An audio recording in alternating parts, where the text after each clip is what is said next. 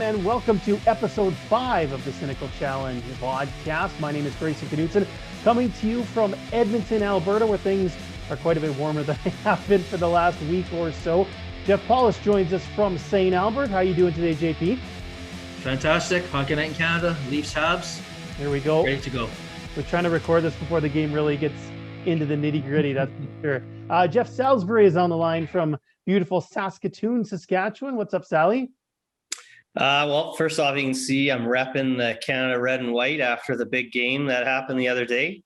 Yeah, everything is finally warming up here too. I think it's only maybe -1 or -2 right now after like a last, 13 days of sub -30 temperatures. So yeah, nice for sure. Talking about the women, the She Believes Cup is underway. We're recording on a Saturday, so Canada has played the Americans. They lost that game 1-0. Kaylin Sheridan was hurt. She's out for the rest of the tournament, according to Canada Soccer Today. So real tough for her. But we've decided that just based on times of watching and when we record or could record, we'll just talk about the tournament as a whole in our next episode. So we just wanted to mention that before we got really far into things here, just to make you didn't think we forgot about the women and the She Believes Cup. So why don't we Can I point out something, Gray? Yeah, just go ahead. Jump on. Can I jump? Because I think we just have to make it clear that you can't start off. You can't make a statement like, I don't want to be a pessimist. However, how many goals are the Americans going to score? I mean, I think that statement in itself is a pessimistic statement. Oh, Jeff, So we need to help Jeff with that. Yeah. Yeah, it's just, the cynical part of his personality there is quite normal for those that watch. It's just. I thought it was going to be ugly too, and I was pretty impressed.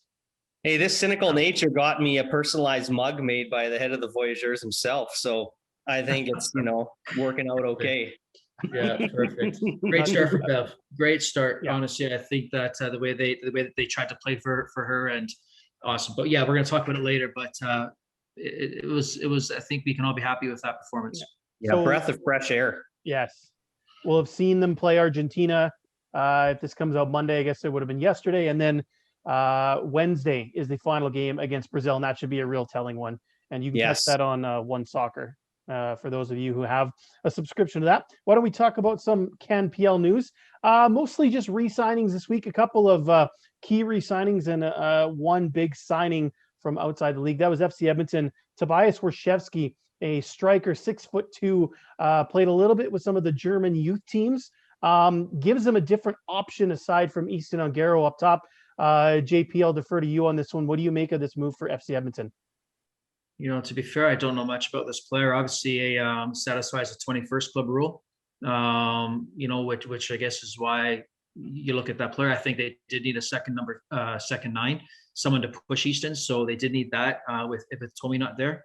A good background, but you're always concerned when you see players start to drop down in German leagues before they come here. So hopefully this is an opportunity for him to, I guess, reestablish himself. But certainly an interesting background, but it satisfies a need for the club. For sure. Atletico Ottawa, a couple of re-signings in the midfield. Vidi Martinez is one, and then defender Milovan Kapor is back with Atleti. HFX Wanderers re-signing Jake Ruby, one of their big U Sports draft picks who made an impact this past season. And then Forge FC, Sally, couple big re-signings here. Chris Nanko will continue to provide something for them. And then probably the biggest move of the offseason so far in terms of will he stay, will he go? Daniel Kreutzen will be back in Forge's backline. I think it's a 2-year deal with an option as well. So he might be in Hamilton for a little while yet, Sally. Yeah. Daniel Kreutzen is by far the biggest signing in the offseason. At least, we haven't been able to see any of the internationals play yet. So time will tell if any of them are even larger impact players. But I was really hoping that Kreutzen was going to get signed overseas, not only for his career, because he deserves it. He's been the best defender in the league both years now. I rate him higher than Zator. I rate him higher than David Edgar as well. And David Edgar's got caps for Canada, but Kreutzen's been lights out for Forge both years. But yeah, the other reason why I was hoping he'd go overseas is because I just wanted to see Forge get that much weaker heading into the season. So Yeah, you have to. This puts them now back into that top three conversation without question. They're definitely a top three side in the league, and I don't see any reason why they won't for sure be challenging for the league title for a third year in a row. A part of me dies when I say this, but I'd be hard pressed to not see them potentially having a three-peat. If the internationals for York don't work out as planned, and maybe if Cavalry is a little weaker due to some of the moves that have happened for them in the offseason, we could see a Forge three-peat. Boy, I got to go wash my mouth out. That'll make some of the folks who comment happy that you still hate Forge. So that's good. JP, maybe you can weigh in on this as well. First of all, I love that. It looked like you were starting to make friends. You know, when you said that the best defender in the league, better than Zator, obviously you rated him better than Didic there with that comment.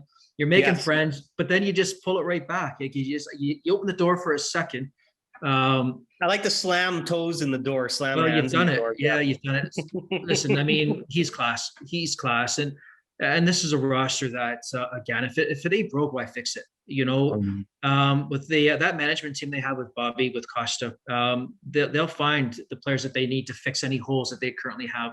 You know, they have the largest network around this world. I think when it comes to finding footballers, they've got a great network at their disposal, and you don't see many players that have come to Forge not have a good season. You not see many come in and fail.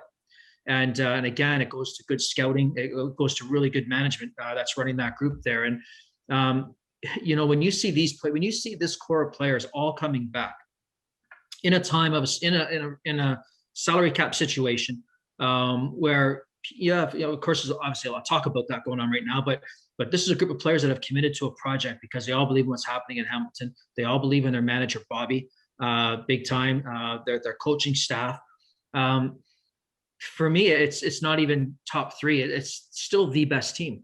No one yet, for me, has done enough to convince me that they're going to beat Forge. I have to say, because they keep returning their same players. That hunger is not going to stop until that team makes it into late rounds in CONCACAF.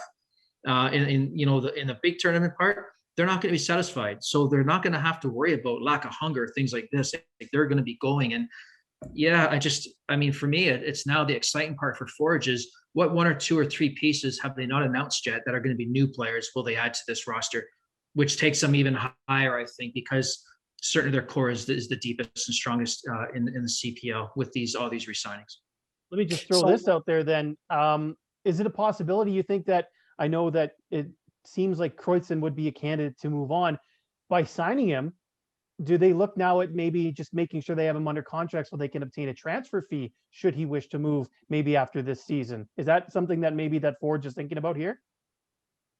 I think you have to look at that, certainly as good business, but they also seem to be open to let him go on trial, heading out of contract before he signed it. So I think that shows some real strong ethical values within the organization that they'll let a player go and do that. That's got leaving contract and encourage it and support that player.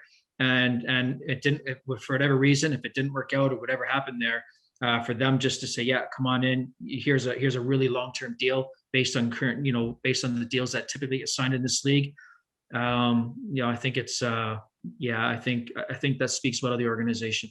I think this is a story that would be really interesting to hopefully get some follow-up on. I don't know, JP, if you have some connections in the league that would be eventually willing to discuss kind of what actually happened behind the scenes in this offseason and why Kreutzen wasn't able to make that move this time around.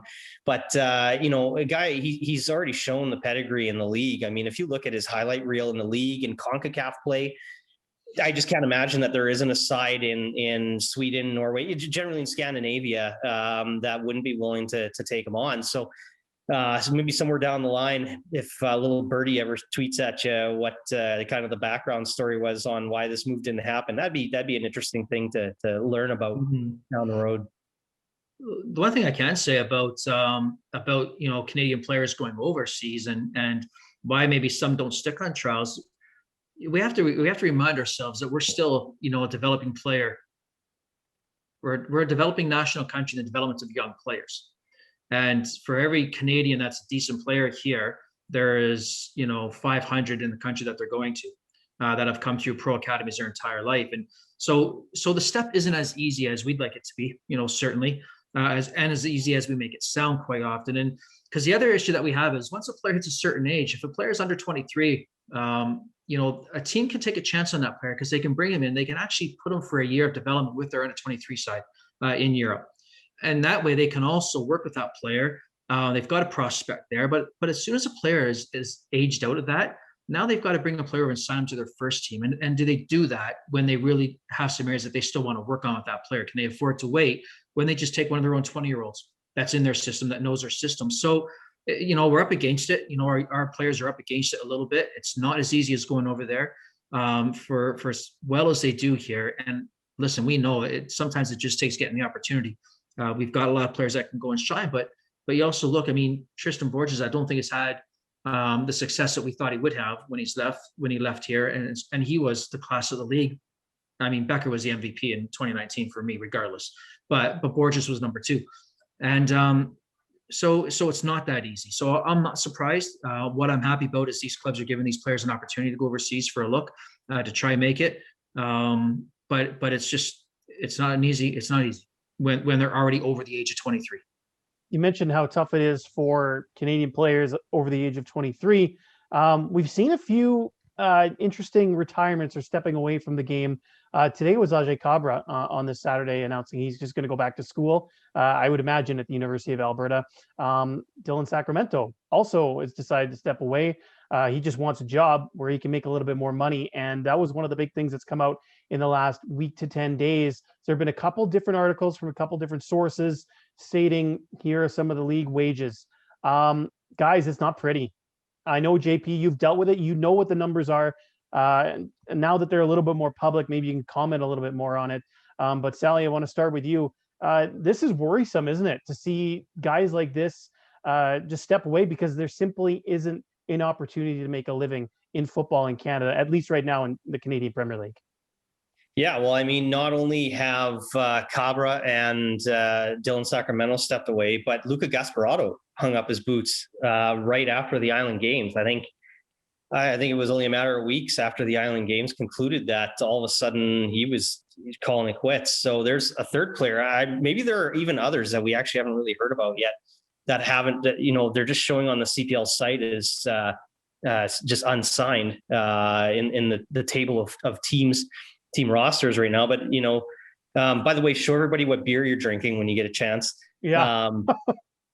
Yeah, so my initial and gut reaction is that, there should be some alarm bells going off, that these are red flags, speaking to a real wage issue within the league. I understand that they're wanting to keep costs under control, especially considering pandemic conditions. But to me, that's more of an excuse than a reason. So, we're not dealing with, again, and I always go back to this, we're not dealing with ownership that are 100,000 heirs. We're dealing with ownership that are multi-millionaires. Some cases are, it's approaching, if not within 100 million, right? So these are individuals that have large enterprises to essentially bankroll these little side projects that they're doing in sports leagues, which seems to be the playground of the rich. So the numbers that have been released, whether they're bang on accurate or if they're at least fairly close, it's pretty shameful. The other side of that coin, though, is, some of these players maybe they were signed in the first year when the league was just kind of getting built. And quite frankly, we didn't have a huge pool of Canadian footballers to be signing for the league. And some of these guys maybe just weren't quite up to snuff, really, but they were a capable warm body to bring in on a roster who maybe would surprise and become a bit more of an impact player in the league. And so maybe some of these guys, this is just kind of the league seeing the slightly lower caliber player turnover happening, right? I mean, that's a fairly harsh viewpoint. I don't necessarily subscribe to that, but it's difficult. Everything is still so new. And you know, the league is still really finding its footing of where its kind of median quality level is going to be. I know for one thing, I never really rated Luka that highly as a defender, and so and a little part of me is not super surprised that maybe he's hung it up already, because I wasn't sure he was actually at the caliber they needed at the back. So.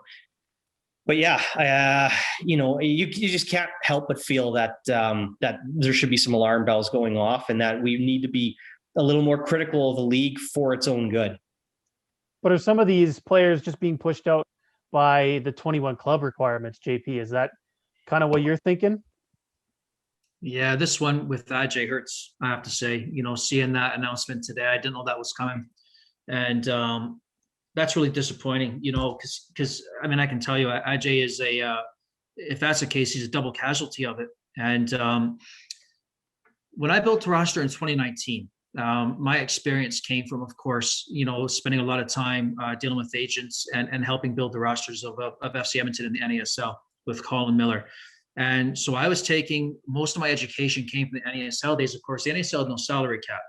And I can tell you that the FC Edmonton player budget was probably double, you know, of what the budget was in my first year going into the CPL.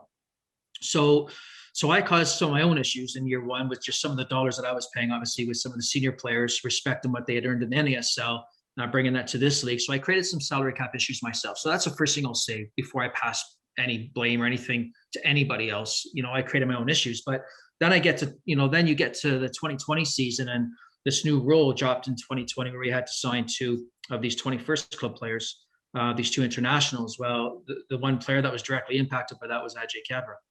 And so I lost Ajay to Ottawa. And he was always going to be a significant loss for me. I knew that. But in having to fill some other kind of requirements on the team, needing some left footers, for example, for the left side of the pitch, we had some needs, had to fill them.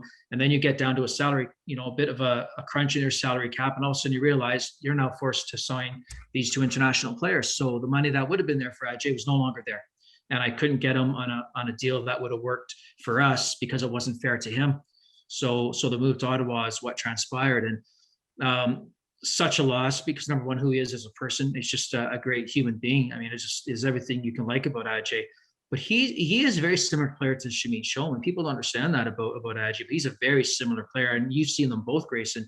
You know that very well. He can play the exact same game, you know, that Shamit plays. And that's how highly I think of Ajay. So, yeah, it's devastating news. And then you look at, of course, so then you look at the international rule, you know, that impacts the Canadian players like Ajay. It also impacted Bruno Zebi now a couple of years in a row.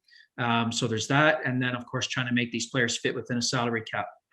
With numbers that are being thrown out, that are being talked about. So, yeah, I'm gutted seeing Ajay walk away from the CPL, because he's a player that fits really well into this league.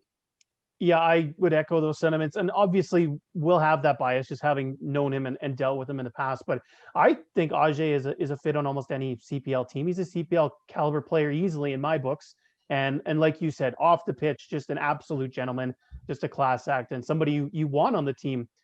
With that locker room presence as well. So tough to see him go. I'm sure we'll see him pop up around the city somewhere, whether he's playing Major League or whatever, green and gold, that kind of thing. I think he's burned his university eligibility. So unfortunately, we won't be back with the Golden Bears. He had quite the career too at the U of A. So yeah, best of luck to him and to the other guys as well. And it's a real shame. We're kind of seeing some of these guys pushed out due to whether it's wages, whether it's that 21 club regulation with the 4 internationals. It's tough to see. If we look at some of the other news, the PFA Can, the Professional Footballers Association of Canada, the union that the league still just won't recognize for whatever reason, has officially joined FIFPro, the international body for footballers. And there was an article that was put out about that. I'm not sure if you guys had a chance to read the article, but there's some pretty telling things said there. What does this move, having them recognized by FIFPro, do now for the league? Does it put them under some more pressure to finally recognize the players union? Sally, why don't you go ahead first here? Yeah, for sure. I think that it definitely gives PFA Can more leverage in their conversations with the league. Does it put the league under any further pressure? I'm not necessarily sure that it does. I'm not really sure what FIFPro's relationship with FIFA is even like. The league would likely be able to fall back on Canada Soccer, who would likely be able to fall back on FIFA. That's just the general way that the bureaucracy works in world football. And so, if there was ever any challenge to the league that they absolutely had to start recognizing the union, they'd be able to fall back on that. And that's a little bit more of a pessimistic view. We would hope that it wouldn't get to that point. But, the league to date has really shown that it is not willing to even consider engaging playing ball with PFA Can. So, I mean, ultimately it comes down to league leadership again. And I really feel that the league has leadership in place that are, I'll say it, they're quite frankly anti-union, it seems. They come from organizations that have been known to be anti-union. And so, I think you're just seeing a representation of the folks at the top for the way that the league is treating this. And, I think it's going to do more harm as time goes on, if there's a reluctance for the league to have any type of relationship with the players union. Go ahead, JB. Yeah. I mean, I think that you could see a bit of added pressure just in that FIFPro they represent some pretty big and pretty important players associations around the world. And then what that does is that creates this online narrative, this social media narrative, especially if some of these other organizations start maybe speaking out on behalf of the Canadian players in our association. So there could be online pressure. And what it really does, and I think what the unfortunate thing is, as we're trying to grow the CPL, and as we listen, at the end of the day, we all want the CPL to succeed. It's a must. I mean, I've been coaching players, for about 30 years in Canada, and here we are with our own league. I would hate to see all that time wasted, and because another league didn't survive, that we're trying to make work. So my comments here are not meant to belittle the league at all. I'm a big supporter, but what happens then, of course, the longer this goes on, the more the conversation happens, the more things like this that happen where these announcements are made, where they've joined FIFPro, for example. But the longer the conversation goes on, you really start to risk alienating your fan base. And at the end of the day, this is a league that still requires ticket sales and fans to show up at the stadium for revenue. I mean, this is a gate-driven league, revenue-wise, and I think that anything that kind of puts a wedge between maybe the league and fans is probably not a good thing at the moment. So I think you could see pressure strictly for that reason. Online, you've all seen it. I mean, people are pretty vocal in talking about it. This last week was probably not the best week, social media-wise, PR-wise, for the CPL with the news of FIFPro. And then, of course, the conversations that started, some pretty scathing articles came out. So it could put a bit of pressure, It's been a tough week, PR wise, when you talk about the Canadian Premier League, when the wage articles started to come out, and now this, things are, some of the stuff behind the scenes is starting to leak out, and it's not necessarily the prettiest thing. Again, go ahead. We need to know these things though, and I think that these are really a symptom of a greater problem, and that greater problem is the league's approach to transparency and the way that the league head office kind of handles communications as a whole. I mean, I don't think any fans of the league have been overly happy with lack of communication coming from the league on multiple different topics. From what salaries are looking like. I mean, geez, we basically had to almost start a social media campaign aimed at the league just to start getting player movement updates from the clubs. There's just been this right from day one. There just seems to have been this almost an internal policy keeping lips closed and stopping people from any type of communications that doesn't seem like it's head office approved, right? And that's just, I'd be hard pressed to find someone that would tell me that is a healthy policy overall. No, Sally, as someone who was in communications for the league, I can tell you that everything does have to come approved from head office. It does. Everything has to align with the league's message. And I mean, it took clubs coming out and saying, listen, we're not telling you what the salary is, but we did sign this guy for 1 year in an option or 2 years in an option. I can almost guarantee that was never coming from the league. That came from clubs. A couple of them put it out, and once it got out, it was kind of out there, and everyone was now allowed to do it. So it all kind of has to align with the narrative. And I mean, I get it. You want to control the message, but at the same time, we need a little bit of freedom as well. Clubs need to create a lot of their own content, create a lot of their own buzz. It would be nice to see some things loosened up in terms of that, for sure. Why don't we talk a little bit about now just the Voyageurs Cup needs to be played. You talked about Forge and how they need to make a run into CONCACAF. Well, this is their last chance to get into Champions League this year. They have to play Toronto FC. TFC is obviously training. MLS season, I think they've said now, is going to start April 17th, and Toronto has announced that they're going to start in Florida. But they are training, obviously, in Toronto right now. They've gotten approval from the Ontario Health Services. Forge not training yet. Obviously, I don't think any of the clubs in the league have thought about hitting the pitch yet. But this match has to get done before Toronto gets down to Florida. And if they're going to start there on the 17th, you'd think, what? End of March, mid to late March, it's got to be played. And I know the grass is in BMO. They've been working on putting the grass in BMO, which I think is where they're going to play this match. What do you guys make of how this whole Voyageurs Cup thing was handled? Obviously, the pandemic made it really difficult. But do you think, BMO end of March, we can almost put that in stone right now? Yeah, I think end of March is pretty well what we're going to see. You might even see it, like a week before they head down to Florida. So it could even be in that first or second week of April. If they're really wanting to wait for the pitch to kind of grow out a little bit and stabilize a little bit more. I mean, that video, the video of the grass pitch at BMO, I just wanted to jump into that video and roll around on it. It well, we haven't seen grass in like 6 months. No, okay, it's not been that long, but it won't be another 6 months as well. Yeah. Oh, my goodness. Oh, I've been obviously in the south end at BMO for Canada matches, right in the front row, sometimes even in the capo stand, and you can smell that grass pitch, and it just, oh man, nothing beats that. Like I would pay good money to play a match at BMO just with whatever random Saskatoon men's squad, just head down there and play a match just so I could say that I've played at a professional stadium's grass pitch, because it just looked so nice. Oh, anyway, that's my love story to natural grass pitches.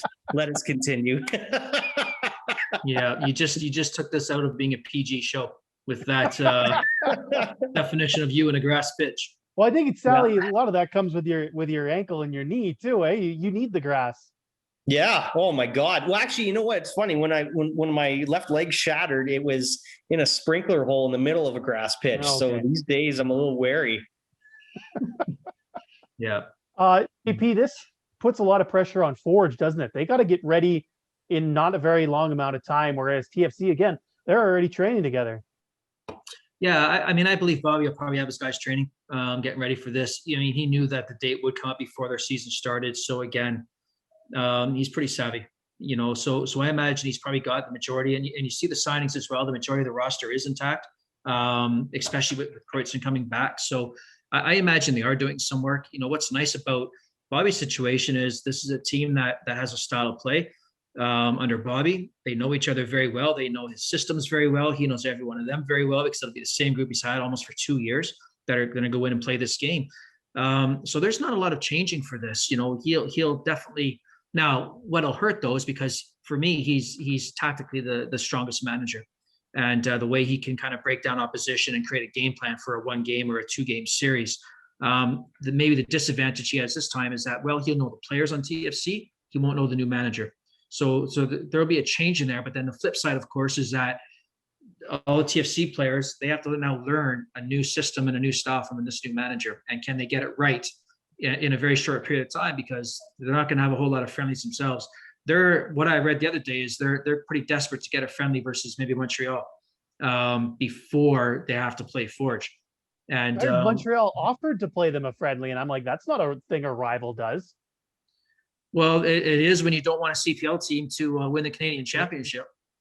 You know, at the end of the day, I think the biggest fear of the MLS sides would be for the CPL team to win the Canadian Championship. Yeah. So that's exactly it. That is exactly, and people are even calling it out online on Twitter, saying like this is basically MLS sides colluding to make sure that TFC is prepared for this match so that Forge doesn't shock them. As much as we can hate on Forge a bit on this show. Well, you hate on Forge. You hate on Forge. Oh, wait, there's whatever. no we. You guys are there with me. I'm dragging you with me. But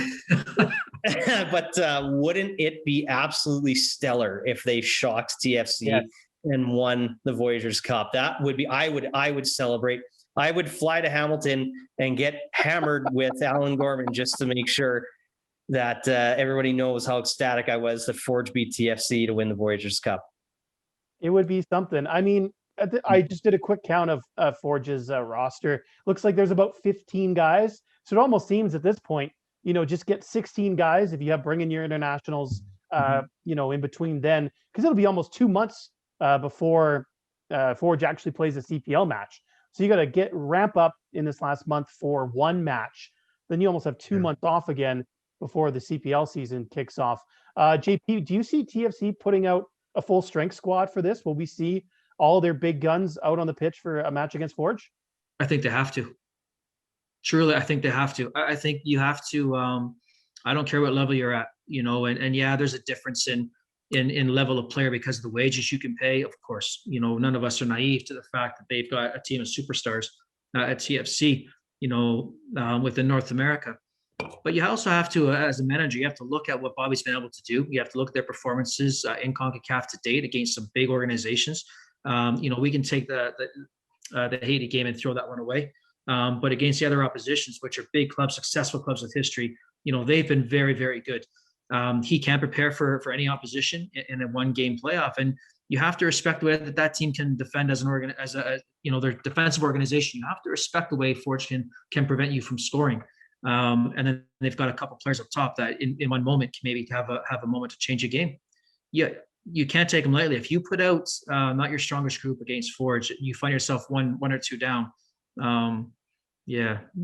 So you'd be tough to come back. Yeah, we talk about how Forge should, let's be frank, they botched it against Arakai. I think that's going to serve as good fuel for them going forward. They're going to be pissed off about that and want to right that wrong.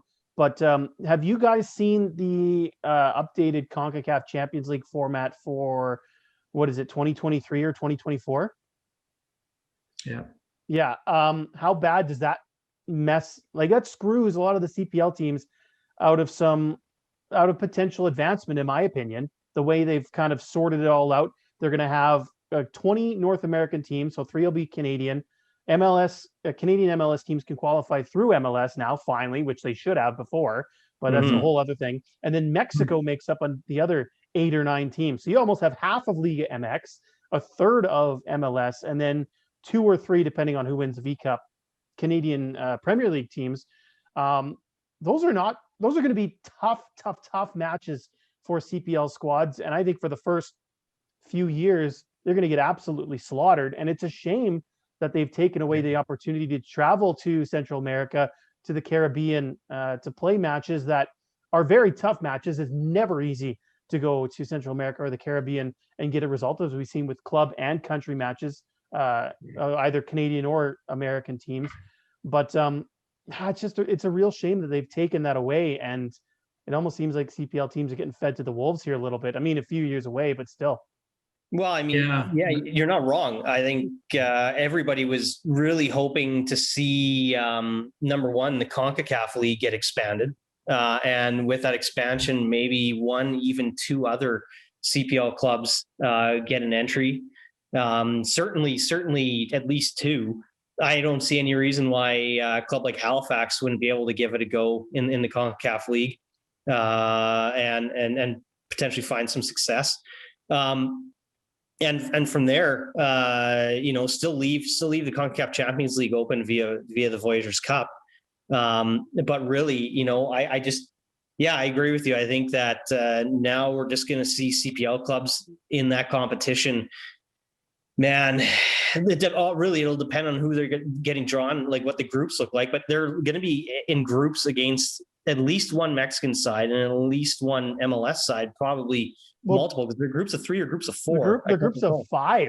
5, right? Yeah, so they're probably going to be in groups with 2 Mexican sides and 2 MLS sides. Yeah, and it is really unfortunate. I fail to see how this format really helps out the smaller leagues unless that replacement for the CONCACAF League starts the same year. Well, there's 2 mini, I guess there's a Caribbean Club Championship that's still going to exist, and there's a Central American Club Championship that's going to be created. There's not going to be another North American club tournament, I guess you could say. But I mean, it's tough. I can't see them. I can't see them not having something a little bit more secondary, kind of along the lines of the CONCACAF League. I mean, I know they've just announced the Central American one and the Caribbean one, but I'd be surprised if there is absolutely nothing to kind of fill in that what we'll call sort of like the tier 2 of CONCACAF. Well, the only issue is because of the expanded Champions League, you start with 20 North American sides, and then is it 20 Central American and 10 Caribbean? So you have 50 teams in regionalized qualifiers, plus there's the Caribbean Club Cup before that, and the Central American thing before that. So I just don't see them adding another thing. I can't see JP, you haven't talked for a while here.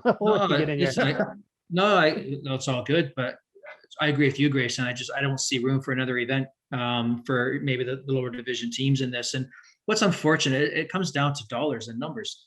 I mean, at the end of the day, where the salary cap is at, you're not going to compete in those events. You're not going to compete at that event with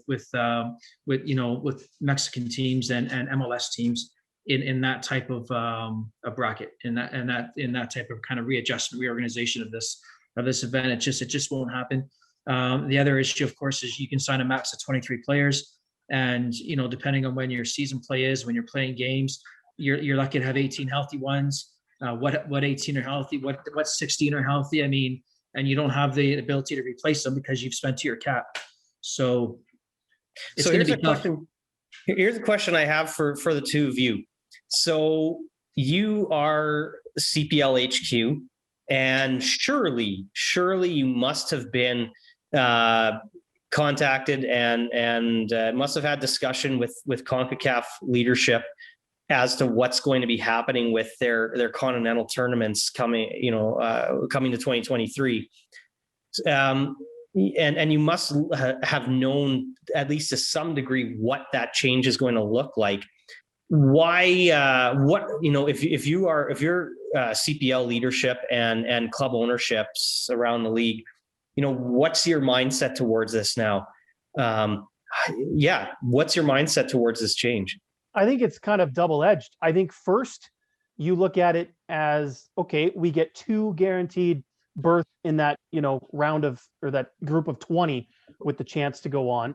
So I think, you're happy that you've increased the possibility of 3 if one of the CPL teams wins the V Cup, and also that you're guaranteed at least those 2 because the MLS teams can now qualify through the MLS proper. So I think you're excited by the fact that you have more teams and the opportunity to host some really big clubs coming in.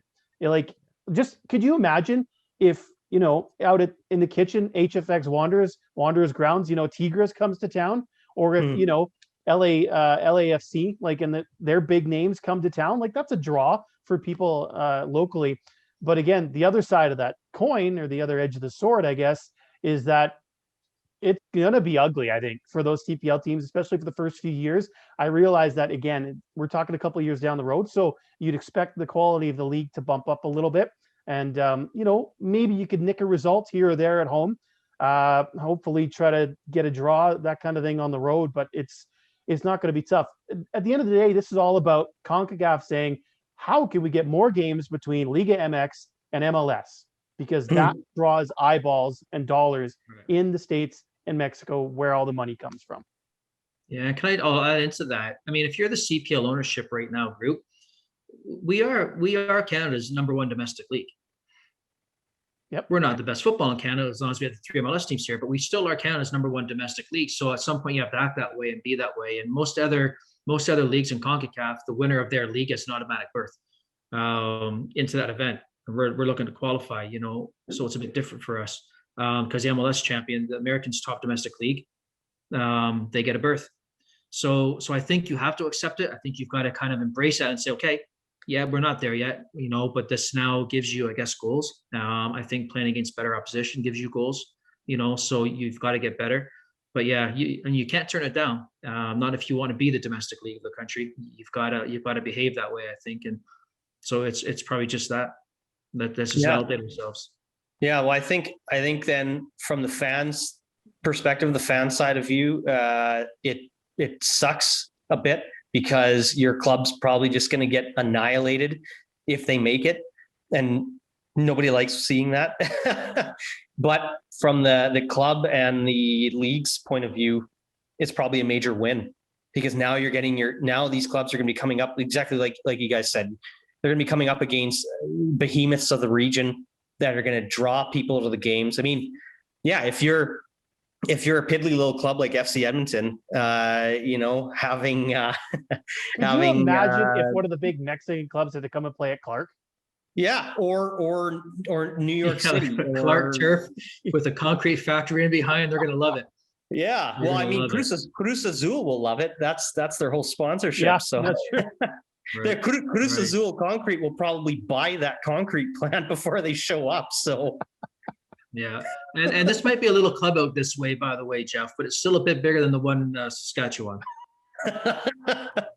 Well, we're currently on hiatus until pandemic restrictions lighten a little bit more. So, yeah, and hopefully we see that soon and everything kind of lines up accordingly, and we can get back on the pitch here in May. Jeff Salisbury drinking Pepsi. That's the product placement there. You said I had to show off the beer I was drinking. It's just good old Saskatchewan Pilsner, boys. You can take the kid out of Saskatchewan, but you can't take Saskatchewan out of the kid. And I think that's right. I think that's a good point to stop on. We're at about the time that we like to be for these. So, JP, why don't you tell us where we can find you online? Jeff_Paulus on Twitter. There you go. Sally? Yeah, you can find me on Twitter at Jeff D. Salisbury. And then on Facebook, you can find me in any of the different CPL fan groups on the Voyageurs Facebook board. And you can also find me on the CPL Discord that John Eden and the others out in Ottawa actually got going a few years ago. Yeah. There you go. I'm at Grayson Knutson on Twitter. The Vodcast podcast is at the Cynical Chal 1. And you can find us on YouTube. That's where you can find the VOD, or you can find the podcast on all your favorite catchers, Spotify, Google Podcasts, Anchor, and the like. Gentlemen, always a pleasure to talk to you. Hopefully you guys enjoy the rest of your weekend, and we'll chat some She Believes Cup next time we get together. Wonderful. Alrighty. All right.